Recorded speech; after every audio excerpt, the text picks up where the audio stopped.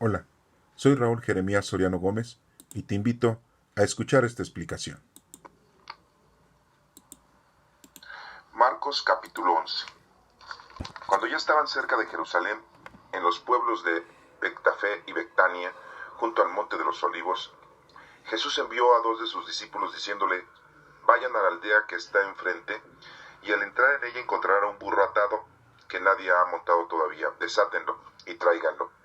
Y si alguien les pregunta por qué lo hacen, díganle que el Señor lo necesita y que enseguida lo devolverá. Fueron pues y encontraron al burro atado en la calle junto a una puerta y lo desataron. Algunos que estaban allí les preguntaron: ¿qué hacen ustedes? ¿Por qué desatan al burro?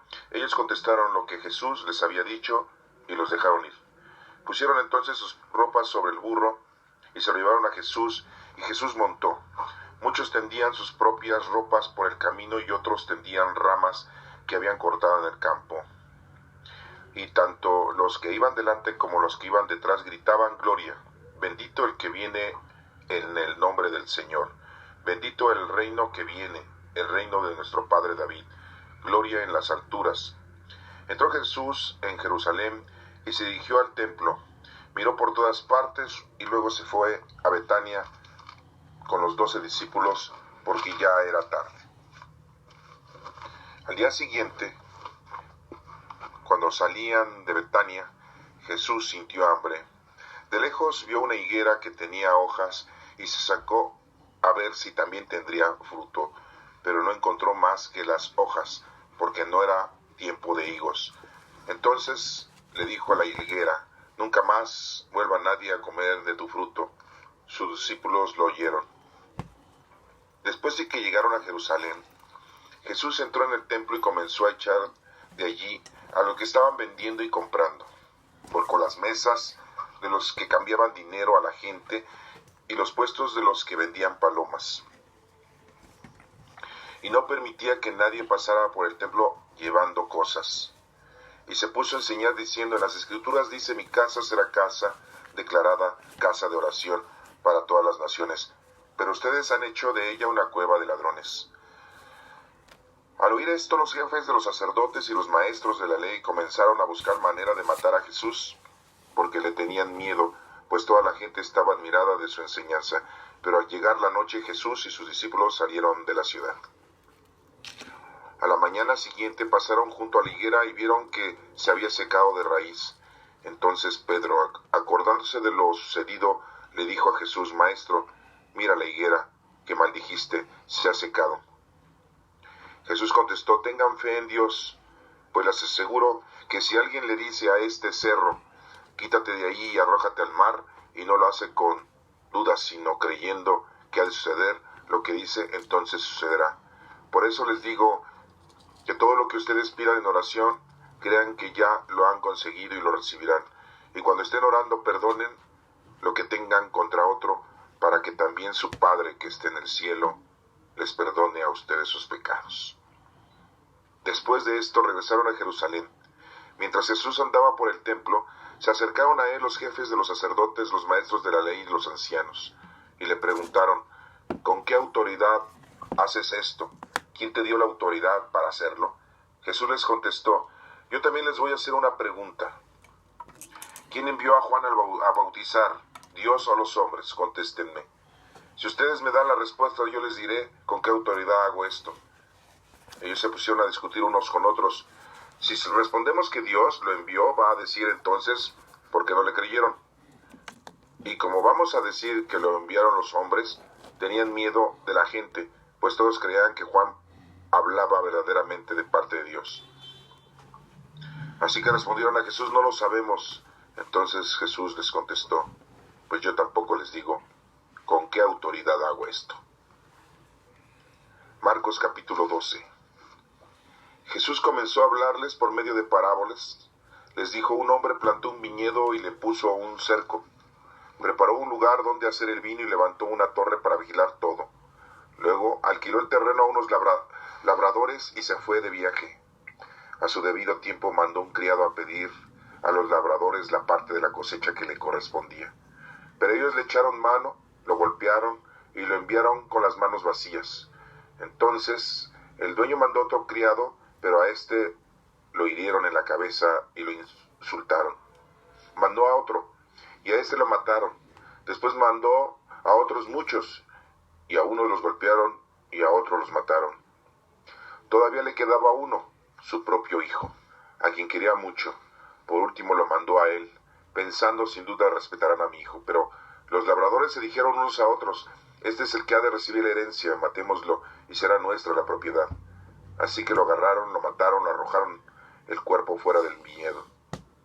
¿Y qué creen ustedes que hará el dueño del viñedo? Pues irá y matará a esos labradores y dará el viñedo a otros. ¿No han leído ustedes las escrituras que dice, la piedra que los constructores despreciaron se ha convertido en la piedra principal? Esto lo hizo el Señor y estábamos maravillados. Quisieron entonces arrestar a Jesús porque sabían que había usado esta palabra contra ellos, pero como tenían miedo de la gente, lo dejaron y se fueron. Mandaron a Jesús a algunos de los fariseos y del partido de Herodes para hacerle decir algo que le pudiera acusar. Estos fueron y le dijeron, Maestro, sabemos que tú dices la verdad, sin dejarte llevar por lo que diga la gente, porque no juzgas a los hombres por su apariencia. Tú enseñas de veras a vivir como Dios exige. ¿Está bien que paguemos impuestos al emperador romano o no? ¿Debemos o no debemos pagarlos? Pero Jesús, que conocía su hipocresía, les dijo, ¿por qué me tienden trampas? Tráiganme una moneda para que la vea. Se la llevaron y Jesús les dijo, ¿de quién es esta cara y el nombre que aquí está escrito? Le contestaron, del emperador. Entonces Jesús les dijo, pues den al emperador lo que es del emperador, y a Dios lo que es de Dios. Y su respuesta los dejó admirados. Entonces fueron a ver a Jesús algunos saduceos. Estos dicen que los muertos no resucitan. Por eso le presentaron este caso. Maestro, Moisés nos dejó escrito que si un hombre casado muere sin haber tenido hijos con su mujer, el hermano del difunto deberá tomar por esposa a la viuda para darle hijos al hermano que murió. Pues bien, había una vez 7 hermanos, el primero de los cuales se casó, pero murió sin dejar hijos. Entonces el segundo se casó con la viuda, pero también murió sin dejar hijos. Lo mismo pasó con el tercero y con los 7, pero ninguno dejó hijos. Finalmente murió también la mujer.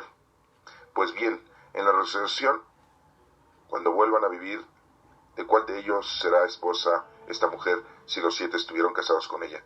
Jesús les contestó, ustedes están equivocados porque no conocen las Escrituras ni el poder de Dios. Cuando los muertos resuciten, los hombres y las mujeres no se casarán, pues serán como los ángeles que están en el cielo. Y en cuanto a que los muertos resucitan, ¿no han leído ustedes en el libro de Moisés el pasaje de la zarza que ardía? Dios le dijo a Moisés, yo soy el Dios de Abraham, de Isaac y de Jacob. Y Dios no es Dios de muertos, sino de vivos. Así que ustedes están muy equivocados. Al ver que Jesús les había contestado bien, uno de los maestros de la ley, que los había oído discutir, se acercó a él y le preguntó, ¿cuál es el primero de todos los mandamientos? Jesús le contestó, el primer mandamiento de todos es, oye Israel, el Señor nuestro Dios es el único Señor. Ama al Señor tu Dios con todo tu corazón, con toda tu alma y con toda tu mente y con todas tus fuerzas. Y el segundo es, ama a tu prójimo como a ti mismo. Ningún mandamiento es más importante que estos. El maestro de la ley le dijo, muy bien maestro, es verdad lo que dices, hay un solo Dios y no hay otro fuera de él. Y amar a Dios con todo el corazón y con todo el entendimiento y con todas las fuerzas, y amar al prójimo como a uno mismo, vale más que todos los holocaustos y todos los sacrificios que se queman en el altar. Al ver Jesús que el maestro de la ley había contestado con buen sentido, le dijo, no estás lejos del reino de Dios. Y ya nadie se atrevía a hacerle más preguntas. Jesús estaba enseñando en el templo y preguntó, ¿por qué dicen los maestros de la ley que el Mesías desciende de David? Pues David mismo, inspirado por el Espíritu Santo, dijo, el Señor dijo a mi Señor, siéntate a mi derecha, hasta que yo ponga tus enemigos debajo de tus pies. Pero ¿cómo puede el Mesías descender de David si David mismo lo llama Señor? La gente, que era mucha, escuchaba con gusto a Jesús. Jesús decía en su enseñanza: cuídense de los maestros de la ley, pues les gusta andar con ropas largas y que los saluden con todo respeto en las plazas. Buscan los asientos de honor en las sinagogas y en los mejores lugares en las comidas, y les quitan sus casas a las viudas, y para disimularlo hacen largas oraciones. Ellos recibirán mayor castigo. Jesús estaba una vez sentado frente a los cofres de las ofrendas, mirando cómo la gente echaba dinero en ellos. Muchos ricos echaban mucho dinero. En esto llegó una viuda pobre y echó en uno de los cofres 2 monedas de cobre, de muy poco valor. Entonces Jesús llamó a sus discípulos y les dijo: les aseguro que esta viuda pobre ha dado más que todos los otros que echan dinero en los cofres, pues todos dan de lo que les sobra, pero en su pobreza ha dado todo lo que tenía para vivir. Esta es palabra de Dios. Honor y gloria a ti, Señor Jesús. Te alabamos, Señor. En el capítulo 11 estamos leyendo cuando Jesús entra a Jerusalén. Y lo vamos a ir entendiendo poco a poco, ya que de esta manera nos vamos a dar cuenta la humildad y la sencillez que nuestro Señor Jesucristo tomó la opción para entrar a Jerusalén por última vez, ya que se acercaba pronto su deceso. Cuando ya estaban cerca de Jerusalén, en los pueblos de Betfagé y Betania, junto al monte de los Olivos, Jesús vio a 2 de sus discípulos diciéndoles: vayan a la aldea que está enfrente y al entrar en ella encontrarán un burro atado. Les da la indicación de que vayan a desatar el burro. Nuestro Señor Jesucristo entra a Jerusalén sentado sobre un burro que nadie había montado. Dice que lo desaten y lo traigan, y que si les preguntan, que digan que el Señor lo necesita. De hecho, nuestro Señor Jesucristo ya había tenido un contacto con esa gente dueña de ese burro, y que lo iba a devolver, no se iba a quedar con él. Esto no nos explica en qué situación o en qué momento fue, pero sí sabemos que ya había tenido nuestro Señor Jesucristo un diálogo con los dueños del burro. ¿Por qué nuestro Señor Jesucristo quiso entrar con un burro a Jerusalén de la manera más sencilla, de la manera más humilde? Todos entraban en caballo, en camello, en un elefante, todos entraban quizás en carretas, y nuestro Señor Jesucristo entró en un animal muy sencillo, muy trabajador, porque el burro es un animal de trabajo muy pesado. Nuestro Señor entra sobre el burro a la ciudad, a Jerusalén, para dar un testimonio de humildad y de trabajo. Y nos damos cuenta aquí que cuando va entrando, tendían sus ropas la gente sobre el camino y las ramas que habían cortado para que pasara por ahí nuestro Señor. Y todos gritaban: gloria, bendito el que viene en el nombre del Señor, bendito el reino que viene, el reino de nuestro Padre David, gloria en las alturas, gritaba la gente al ver que nuestro Señor Jesucristo iba a entrar. Recordemos también que mucha gente se iba a reunir a Jerusalén porque ya se acercaba la fiesta de la Pascua. La fiesta de la Pascua se conmemora cada año porque se acuerdan y se celebra la salida de Egipto, cuando fueron 400 años, estuvieron ahí y fueron esclavizados en Egipto. Y Dios manda a Moisés para que los libere de esa opresión.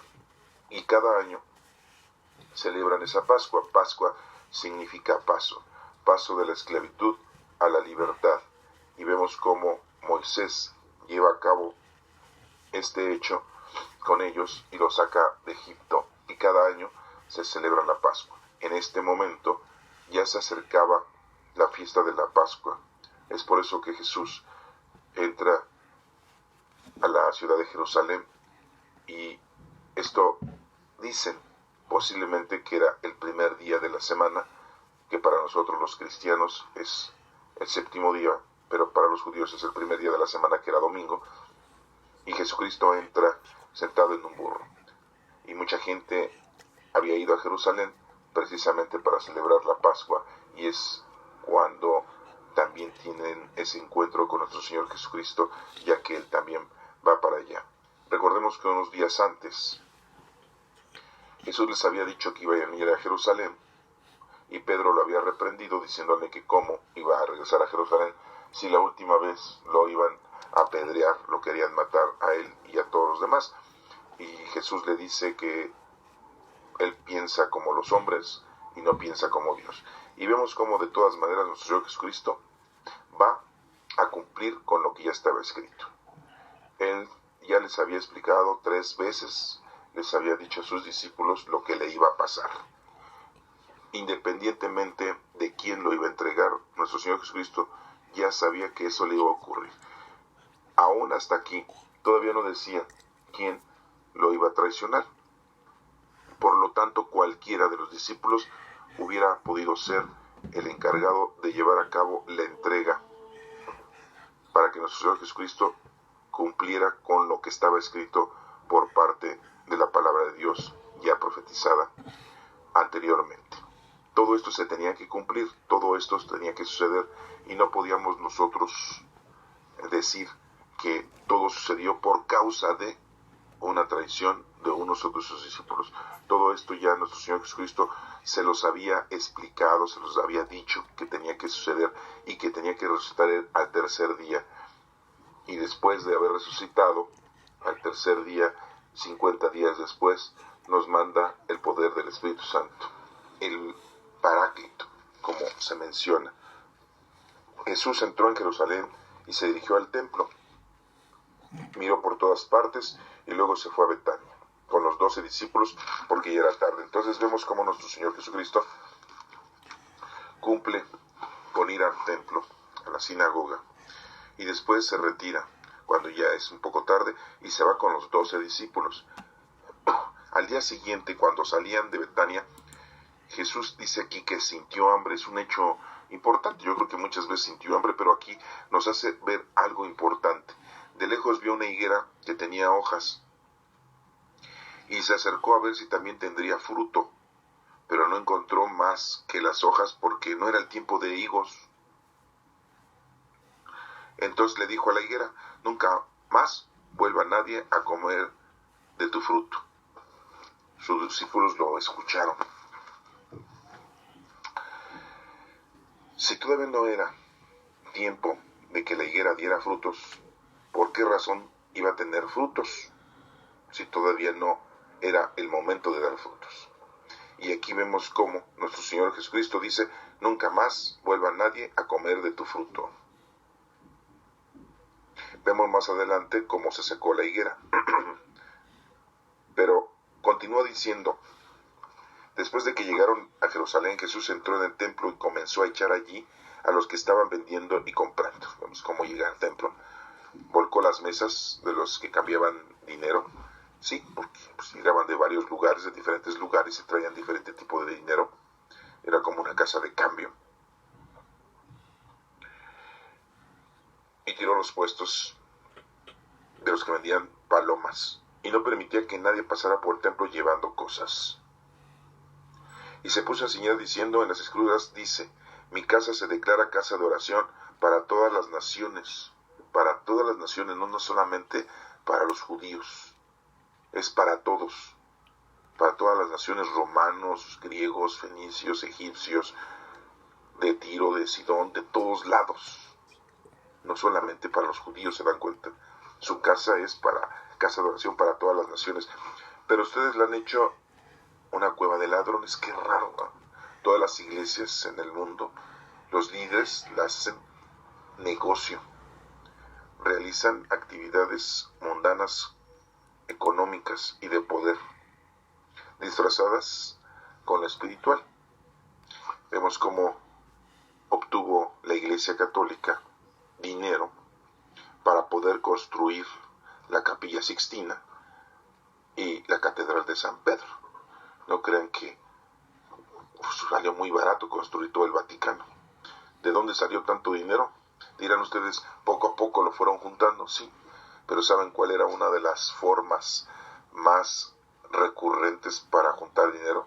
Vendiendo indulgencias, diciéndole a la gente: te vendo indulgencia entonces coopera con tanto dinero y te vendo tantas indulgencias. ¿Y qué es una indulgencia? Una indulgencia son como bendiciones para que cuando te mueras, con eso tú te puedas ir al cielo, aunque hayas sido muy pecador.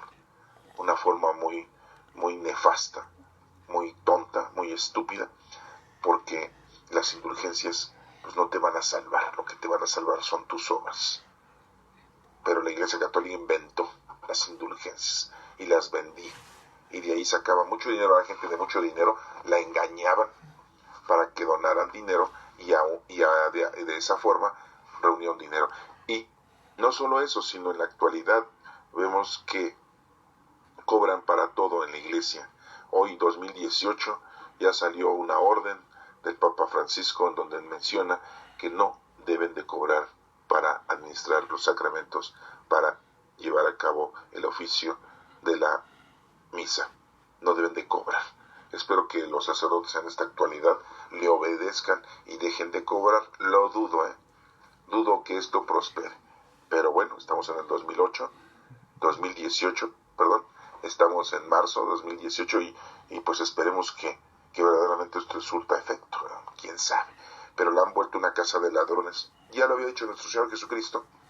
Aquí Juan Marcos, el Evangelio, nos lo está diciendo, que Jesús cuando llegó al templo y dijo que era un templo, una casa de oración para todas las naciones, no nomás para los judíos, y que ya le habían vuelto una casa de delincuentes, una cueva de ladrones. Y vemos como todas las iglesias hacen lo mismo. Al oír esto, los sacerdotes y los jefes y los maestros de la ley comenzaron a buscar la manera de matar a Jesús, porque le tenían miedo, pues toda la gente estaba admirada de su enseñanza. Pero al llegar la noche, Jesús y sus discípulos salieron de la ciudad.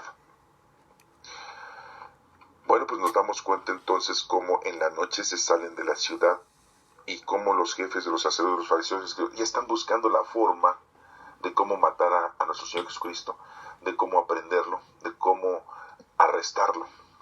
Hasta aquí no nos dicen que ya estaban haciendo planes o que ya estaba Judas Iscariote llevando a cabo un mal pensamiento o una mala acción de querer vender a nuestro Señor Jesucristo o entregarlo o hacer negociaciones. Aquí nos damos cuenta que los que tuvieron esa iniciativa de llevar a cabo esa mal plan o esa maldad en ese plan de arrestar a nuestro Señor Jesucristo eran los fariseos y escribas y los jefes de los maestros, de los sabios, ¿sí? Eran los que estaban planeando el matar a nuestro Señor Jesucristo y no Judas.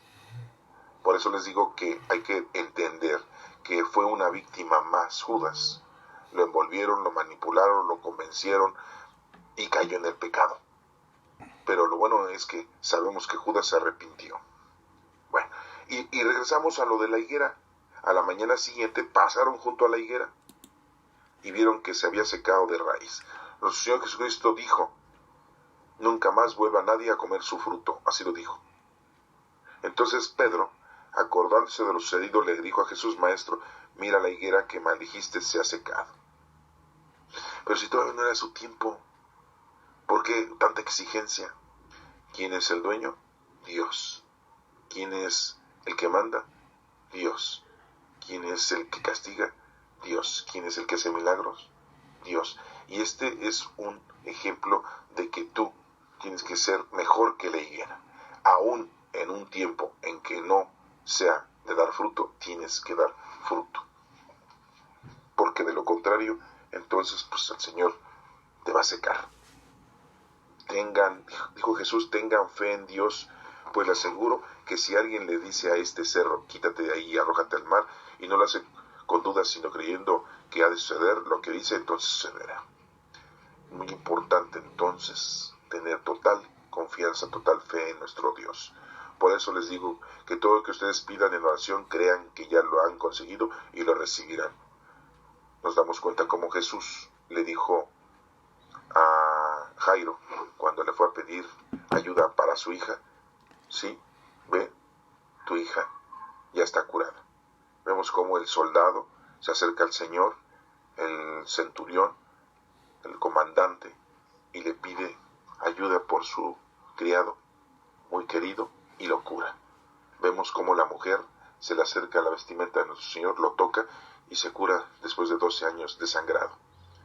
Vemos cómo el ciego, Bartimeo, le dice al Señor, creo, quiero ver, y le devuelve la vista. Entonces, pues son hechos, son ejemplos de que los sucesos son muy importantes, sí, pero lo más importante es que tengas tú fe y confianza en Dios. Y cuando estén orando, perdonen lo que tengan contra otro, para que también su Padre que está en el cielo les perdone a ustedes sus pecados. Bien claro lo dice Jesús, para que también nuestro Padre que está en el cielo es el que nos perdona los pecados. Por eso decimos en la oración del Padre nuestro, perdona nuestras ofensas como también nosotros perdonamos a los que nos ofenden. Después de esto regresaron a Jerusalén. Mientras Jesús andaba por el templo, se acercaron a él los jefes de los sacerdotes otra vez, y los maestros de la ley y los ancianos. Ya le habían echado un montón, ya iba toda la corte celestial ahí, ¿verdad? Y le preguntaron, ¿con qué autoridad haces esto? ¿Quién te dio tanta autoridad?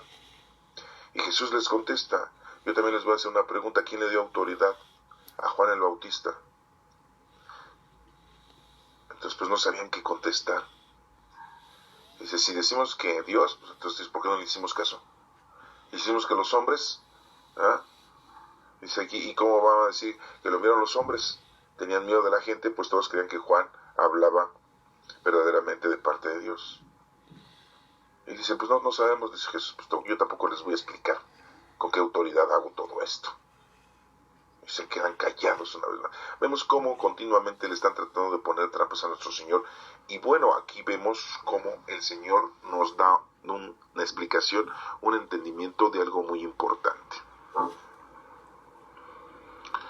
Juan el Bautista vino a preparar el camino del Señor, de nuestro Señor Jesucristo, y primero le decía decía Juan el Bautista primero que nos arrepintiéramos, que nos reconciliáramos con Dios, que tuviéramos nosotros una paz espiritual para poder así seguir a Cristo, principalmente su doctrina, para que pudiéramos aprender a vivir como Dios nos ha mandado que lo hagamos. Ese es uno de los puntos importantes que obtenemos de esta parte del Evangelio. Y sabemos que Dios ya todo lo tiene planeado, ya todo lo tiene diseñado, y vemos cómo entonces no podemos culpar, en este caso a Judas Iscariote, de decir por culpa de él pasó lo que pasó. No, ya todo estaba planeado, ya todo estaba diseñado.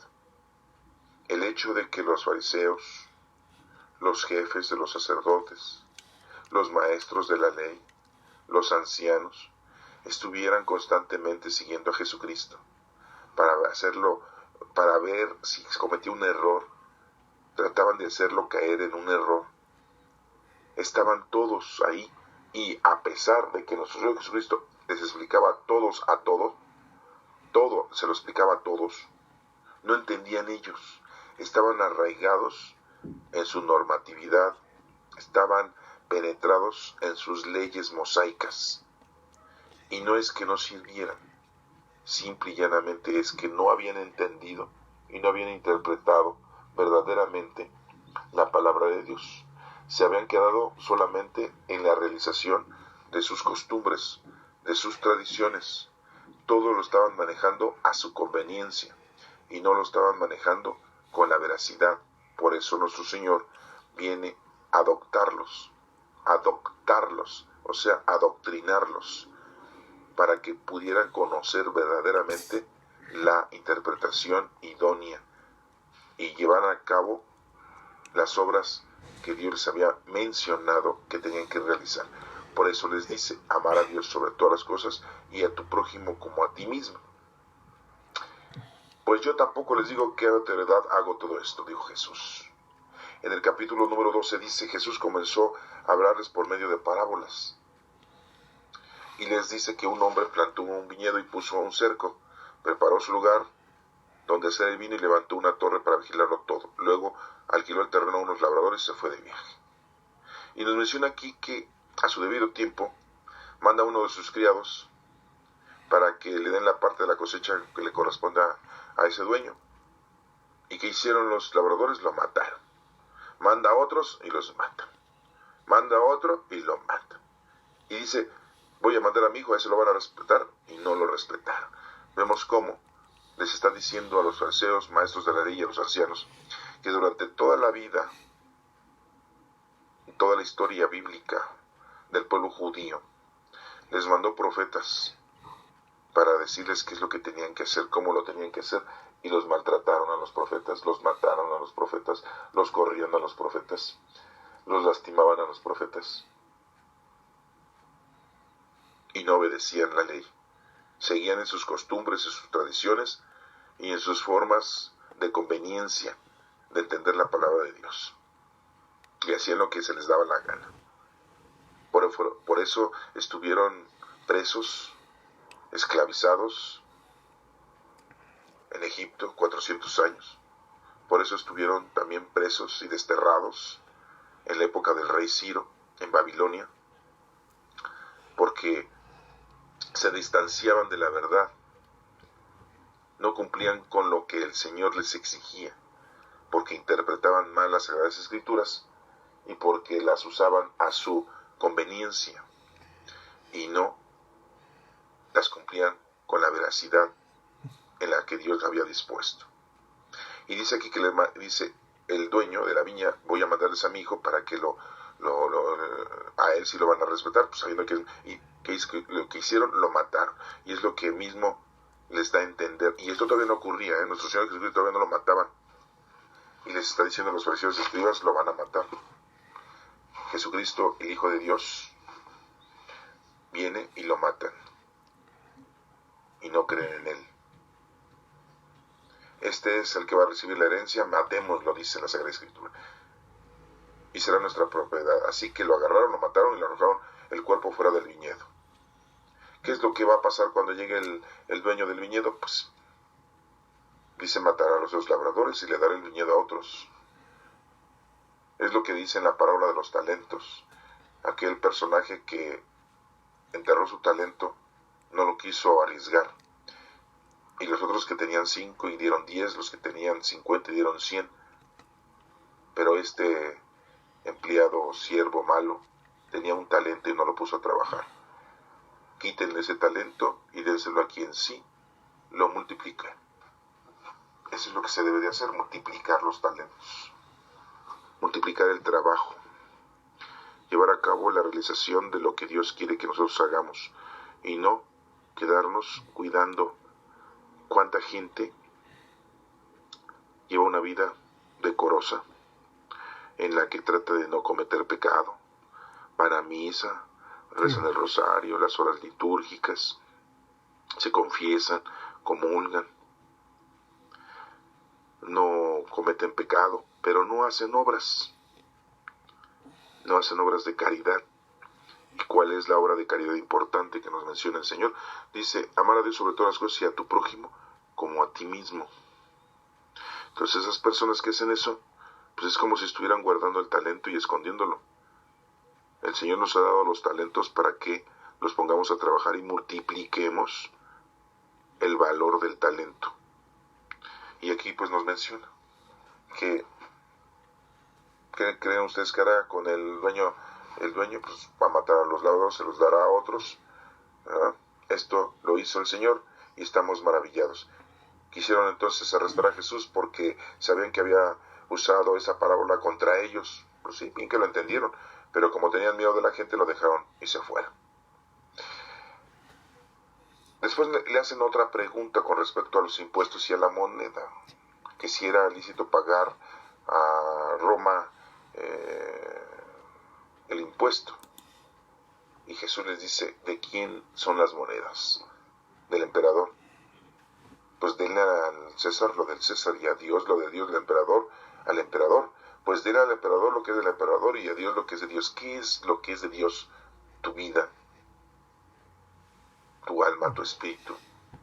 El mundo, pues es el mundo. El Señor no nos dice que no vivamos un mundo material ni mundano, porque pues tenemos un cuerpo humano, terrenal, pero muchas veces le damos más importancia a nuestro cuerpo humano y mundano que a las cosas espirituales. Comemos, nos vestimos, nos bañamos, le damos gusto a nuestros 5 sentidos, a nuestra sexualidad, le damos gusto a la vida, mundanamente hablando, pero no le damos nada espiritualmente a nuestro espíritu y mucho menos se lo damos al Señor. Estamos más inclinados a lo material. Recordemos que los 3 enemigos del alma son el mundo, el demonio y la carne. El mundo es lo que existe en el mundo. El mundo, el demonio es el mal, la ausencia de Dios. Y la carne es tu cuerpo, tus 5 sentidos, que te ahuyentan y te separan del Señor, que te hacen que te ausentes de las cosas del Señor. Tus 5 sentidos es la carne. Esos son los enemigos del alma. Entonces se fueron a ver a Jesús algunos saduceos. Los saduceos no creen en la resurrección. Y le ponen una pregunta a nuestro Señor, y el Señor sabe que los saduceos también no le preguntan por querer conocer más, ni por aprender más, ni por interpretar bien la doctrina, sino porque lo que quieren es que nuestro Señor Jesucristo diga algo para poder tener pruebas de que el Señor, nuestro Señor, se ha equivocado o está diciendo mentiras o está diciendo errores en las cosas del Señor.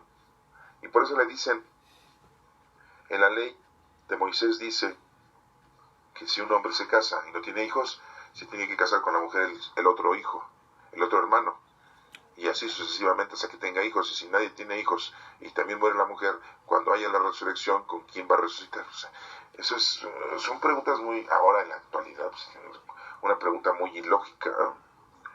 Y por eso Jesús les dice, están equivocados porque no conocen las Escrituras ni el poder de Dios. Cuando los muertos resuciten, los hombres y las mujeres ya no se casarán. Serán como los ángeles, dice el Señor, que están en el cielo.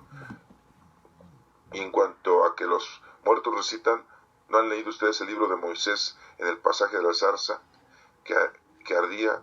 Dios le dijo a Moisés, yo soy el Dios de Abraham, de Isaac, de Jacob. Y Dios no es Dios de muertos, sino de vivos. Así que ustedes están muy equivocados en estar haciendo este tipo de preguntas y en estar pensando en la resurrección como si fuese una resurrección de cuerpo y alma así otra vez. No, este tipo de vida, este tipo de acción ya se tuvo, ya se hizo y nos vamos a morir, nos vamos a ir y eso ya se acabó. La resurrección es diferente, no es igual. Así lo dice nuestro Señor Jesucristo aquí, O sea, que no estemos esperando ver que separan los muertos como en el video de Michael Jackson, que salen de las tumbas, ¿no?, con cuerpo y como que tienen vida, pues porque no, así no va a ser. Es totalmente diferente eso. Al ver que Jesús había contestado bien, uno de los maestros de la ley que los había oído discutir se acercó a él y le preguntó, ¿cuál es el primero de todos los mandamientos? Aquí viene. O sea, uno de los maestros de la ley, de tanto estar escuchando las explicaciones de nuestro Señor, pues como que así aprende, ¿no? No todos, pero uno de tantos sí. No nos dice el nombre de este maestro de la ley, pero sí nos dice que es uno de tantos. Jesús le contesta, el primer mandamiento de todos es, oye Israel, el Señor nuestro Dios es el único Señor. Ama al Señor tu Dios con todo tu corazón, con toda tu alma, con toda tu mente y con todas tus fuerzas. 4. Corazón, alma, mente y fuerzas. Y el segundo es, ama a tu prójimo como a ti mismo. Ningún mandamiento es más importante que es ninguno. Son los únicos 2. Amar a Dios y a tu prójimo. Corazón, alma, mente y fuerzas. Y a tu prójimo como a ti mismo. Si te has aprendido a amar, pues podrás amar a los demás. Pero si no te sabes amar a ti, pues ¿cómo podrás amar a los demás? Si tú no te amas, no te cuidas, no te procuras,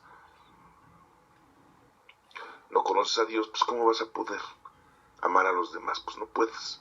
Vives una vida hueca, una vida obsoleta, una vida mundana, material, alejada de las cosas del Señor y aburrida al final de cuentas. y eres una persona infeliz.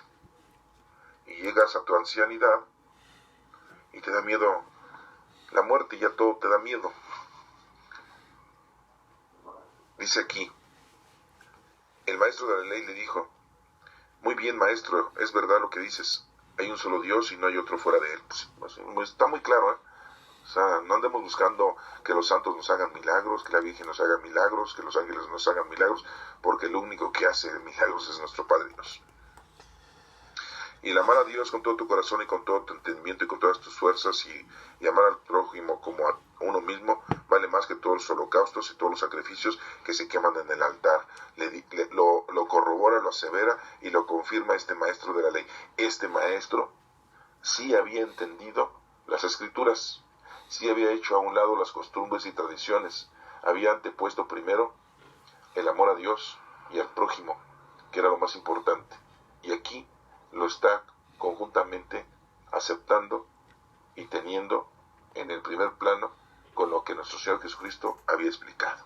Pero vemos cómo había muchos ancianos, maestros de la ley, fariseos, jefes, y no habían entendido, porque su visión nada más era ir a atacar a Jesús, ir a hacer caer a Jesús en un error, encontrarle algo o ponerle alguna trampa. Este maestro, no, escuchaba, entendía, interpretaba, consolidaba y corroboraba, y se daba cuenta de que entonces lo que él sabía era verídico. Y nuestro Señor Jesucristo le contesta. Al ver Jesús que el maestro de la ley había contestado con buen sentido, le dijo: no estás lejos del reino de Dios.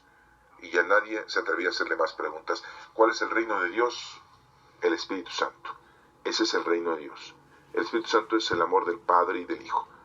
Ese es el reino de Dios. Y el reino de Dios llega ante toda la gente 50 días después de la resurrección de nuestro Señor Jesucristo, en Pentecostés.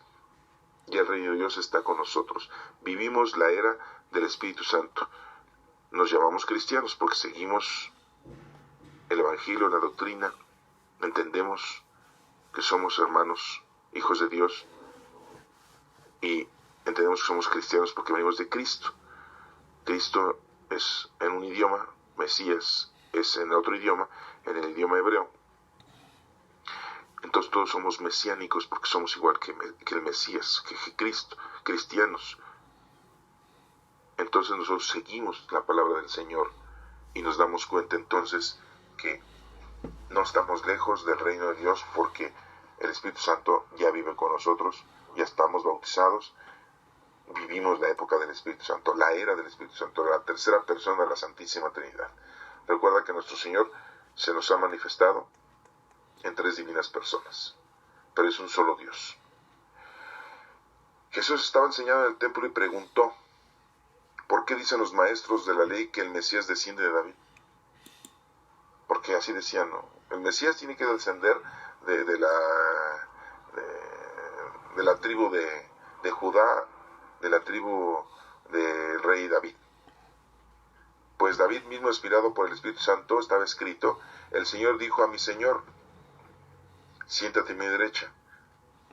Dios Padre le dijo al Hijo, a Jesucristo: siéntate a mi derecha, hasta que yo ponga a tus enemigos debajo de tus pies. Así dice la Escritura.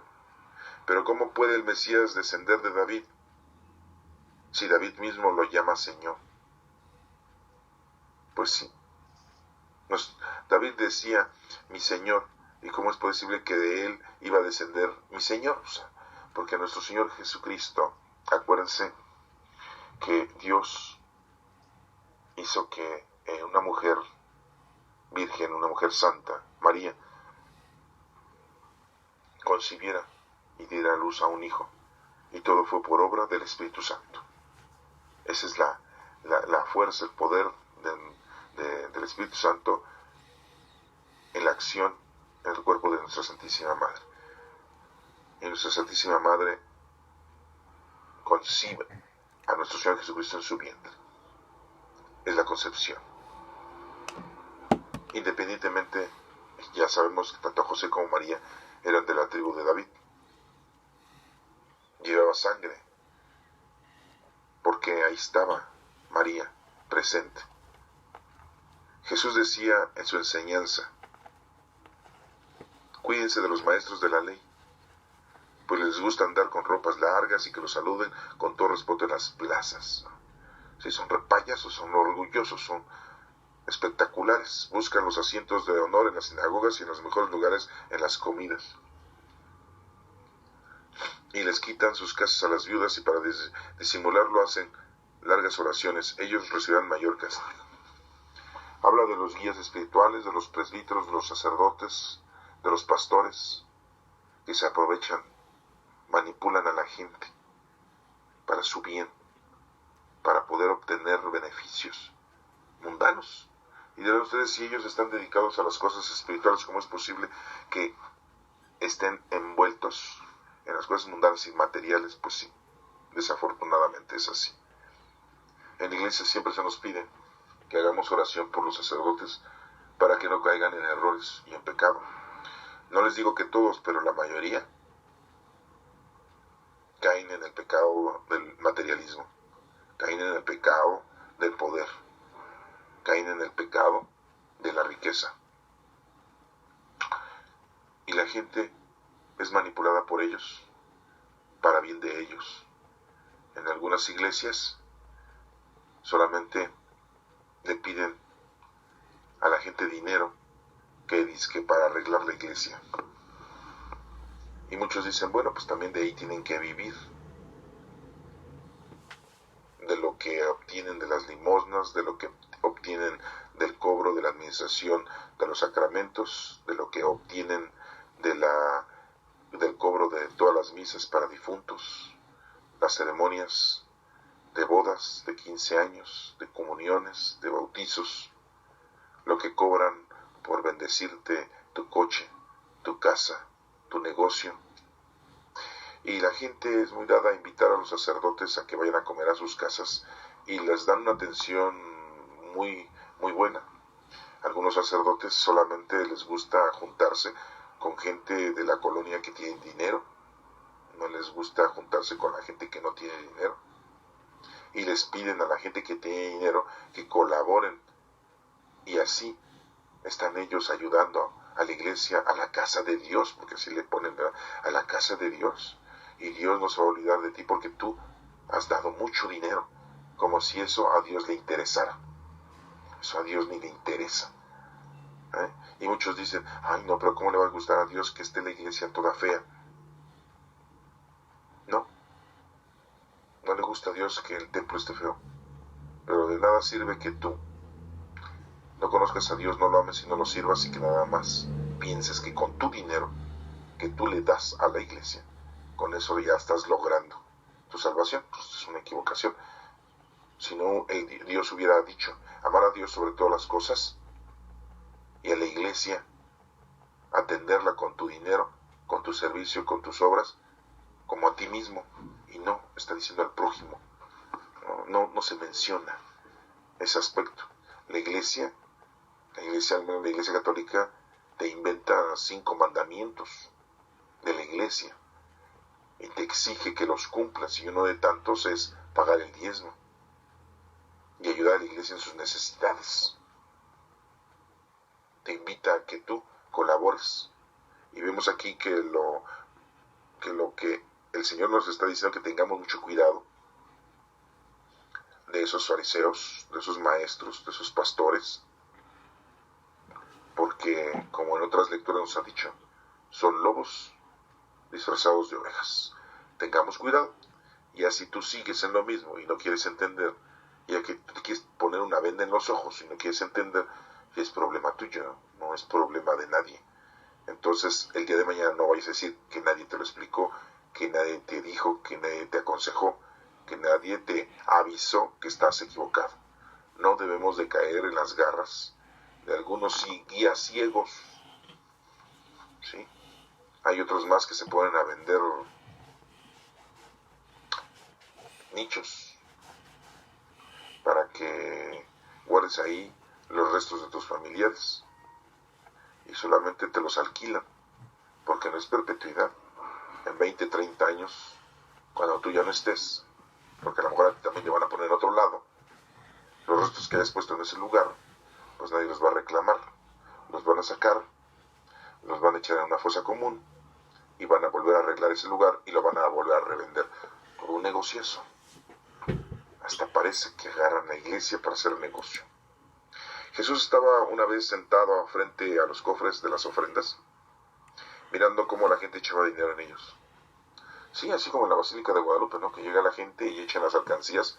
¿Cómo se oye, verdad? Cómo cae el dinero y las monedas en las alcancías de la Basílica, repletas. Entran millones y millones de pesos. Es un súper negocioso. En esto llegó una viuda pobre y echó en uno de los cofres 2 monedas de cobre de muy poco valor. Jesús llamó a sus discípulos, a todos, a los 12, y les dijo: les aseguro que esta viuda pobre ha dado más que todos los otros. ¿Por qué está dando ella algo muy sin valor? Pero pues porque no tiene, y aún así da. Pues todos dan de lo que les sobra, pero ella en su pobreza ha dado todo lo que tenía. Este es un ejemplo para que nosotros le ofrezcamos al Señor nuestra vida, sea la que sea, estemos como estemos, seamos gente con estudio, sin estudio, con dinero, sin dinero, con trabajo, sin trabajo, con hijos, sin hijos, pobres o no pobres, que le demos al Señor lo que tengamos. Y lo que tenemos es nuestra vida, nuestra salud, ofrecérsela para poder realizar las obras con el poder del Espíritu Santo, para que Dios nos llene de bendiciones y acepte nuestro trabajo, nuestra labor. Eso es lo que debemos de hacer. Todos tenemos dones del Espíritu Santo. Unos tienen unos, otros tienen otros, pero todos son del Espíritu Santo. Pongamos a trabajar, llenémonos nuestras manos de obras y presentemos esa ofrenda al Señor cuando nos vayamos de aquí. De lo contrario, llegamos con las manos vacías y el Señor nos va a decir: siervo infiel, que no cumpliste con lo que te había pedido que hicieras. Viviste la vida mundana y terrenal. Recuerden lo que le dijo al joven: vende todo lo que tienes, dáselo a los pobres, después ven y sígueme. Recuerden lo que dijo: qué difícil es que un rico entre al reino de los cielos. ¿Qué le dijo a las vírgenes? Se fueron a conseguir más aceite. Llegó el Señor, cerró las puertas y ya no las dejó entrar. Cuando estaba en la fiesta, había un hombre que se había colado sin el vestido de fiesta porque no tenía obras. Y le dijo: amigo, ¿por qué no tienes el vestido de fiesta? ¿Por qué no tienes obras? Y se las echado fuera. Dice que tomó a sus siervos y les dijo: sáquenlo, átenlo de pies y manos y échenlo al lugar en donde hay rechinar de dientes y donde el fuego nunca se acaba. El Señor nos hace hincapié de que perdonemos a quien nos ha ofendido, para que nuestro Padre Dios nos perdone como nosotros perdonamos. Así lo decimos en el Padre Nuestro.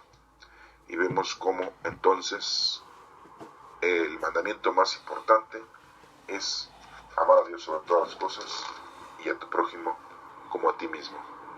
Que eso nos quede muy claro, porque de lo contrario estaremos cayendo en lo mismo de los fariseos y escribas. Aprendemos mucho, pero no hacemos las cosas correctamente. Acuérdense que al menos hubo por ahí un maestro de la ley que se dio cuenta de la veracidad, de la verdad y de lo perfecto, y entonces se dio cuenta que todo lo que había estudiado, aprendido, era cierto, y que nuestro Señor Jesucristo lo estaba cumpliendo. Jesús dijo: no vengo a quitar la ley, sino a darle plenitud. Vivamos una vida en el mundo: al César lo del César, al emperador lo del emperador y a Dios lo de Dios. No caigamos en ser más mundanos y más materiales, muy materialistas, porque entonces nos estamos alejando de las cosas del Señor. El Señor no nos está prohibiendo. Por algo el Señor nos dio un cuerpo. con sentidos, con 5 sentidos y con una sexualidad. No nos dejó un cuerpo para que lo pisoteemos. Acuérdense que el sábado, el día de reposo, fue hecho para el hombre, no el hombre para el día de reposo. Los mandamientos de la ley de Dios fueron hechos para el hombre, para que el hombre se sirva de los mandamientos. Y no el hombre fue hecho al revés, ¿eh? Los mandamientos fueron hechos para el hombre y no el hombre para los mandamientos. Mucha gente está en la preocupación de estar cumpliendo, queriendo cumplir los mandamientos al pie de la letra y caer en un error. Los mandamientos precisamente son para que te aclares, para que comprendas, para que los analices y para que te des cuenta que si tú violentas el mandamiento, estás retirándote, te estás alejando de las cosas del Señor y te estás procurando que te vaya mal. Y si estás bien con los reglamentos y la ley de Dios, te está yendo bien, vas a ser feliz, el Señor siempre va a estar a tu lado y todo va a salir correctamente y ya estás cumpliendo. Y no solamente aquí tendrás felicidad, sino también en la vida postrera. Bueno, pues estos son algunos de los puntos y no vayamos a caer como la higuera, que aunque no era tiempo de dar fruto, el Señor la quema, la seca. Seamos entonces mejor que las higueras, en cualquier momento dar fruto. No esperemos cuando estemos grandes, cuando estemos viejos. Hagamos desde que somos niños, de que estamos jóvenes. Demos siempre fruto. Siempre demos algo al Señor. Hagamos algo por el prójimo. Porque muchos dicen, hasta que aprenda bien. Yo estoy estudiando la palabra de Dios. Yo estoy conociendo a Dios. Desde el momento en que lo empiezas a conocer, es el momento en que debes de dar fruto y no quedarte con las manos vacías. Que el Señor te bendiga.